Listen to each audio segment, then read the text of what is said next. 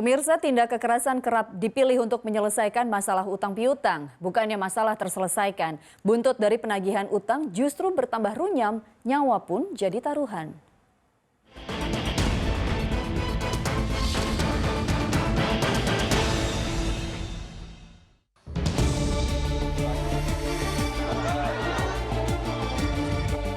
Melanglang nasib si penagih utang, bukannya mendapatkan uang angsuran dan uang pelunasan dari pihak pengutang. Justru nyawa penagih utang yang melayang. Seperti yang menimpa Feni Ria Andriani, Ketua Koperasi Simpan Pinjam di 50 kota Sumatera Barat yang dibunuh oleh Pak Sutri. Jasanya dibakar di belakang rumah di Nagari Gugua, 8 Koto. Suami istri pembunuh perempuan berumur 42 tahun itu sudah diamankan polisi. Penyelidikan sementara, pembunuhan dipicu kekesalan lantaran terus ditagih utang 8 juta rupiah yang sudah nunggak 5 bulan. Untuk menagih utang dari pinjaman.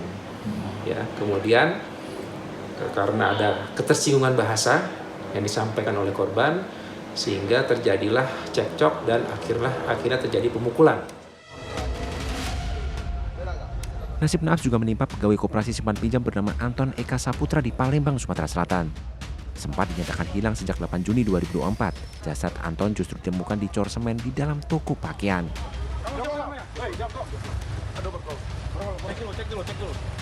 Sempat kabur ke Batam, pemilik toko bernama Antoni yang merupakan otak pelaku pembunuhan akhirnya diamankan polisi.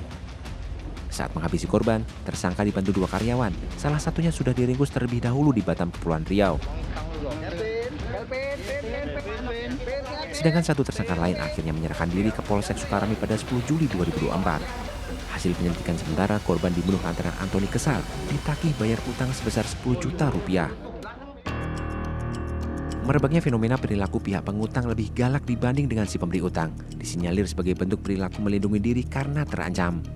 Orang dengan perilaku ini memiliki kecenderungan sulit mengelola emosi dan tak bertanggung jawab. Ini kan hampir sama ya, play victim gitu.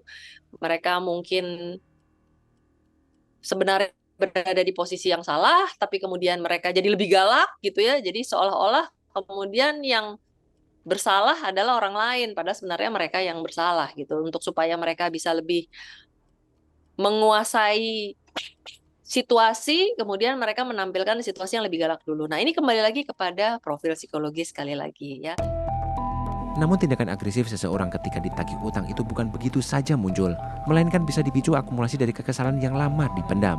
Ini sebetulnya bukan karena dia tidak mau bayar atau tidak mampu bayar, tapi karena sudah merasa bahwa dia akan dikerjai nih oleh si penagih ini, gitu ya. Sehingga kemudian dia lalu balas dengan menyerang duluan, balas dengan lebih galak duluan daripada orang yang menagih, gitu ya. Nah, jadi saya kira pertama dengan si pelaku penagih ini tidak naif, demikian juga tidak intimidatif, maka itu tidak kemudian menumbuhkan satu reaksi di mana reaksinya si orang yang ditagih ini lalu kemudian lebih galak daripada orang yang menagihnya. Yang terpenting jangan lebih besar pasak daripada tiang. Agar tak terjebak utang, cermatlah dalam menghitung dan mengelola keuangan. Sikap agresif sehingga melanggar hukum tentu tak bisa dibenarkan. Utang pun tetap harus dibayar. Pihak yang berutang harus rasional mengendalikan emosi meski ditekan oleh penagih utang. Tim Liputan melaporkan.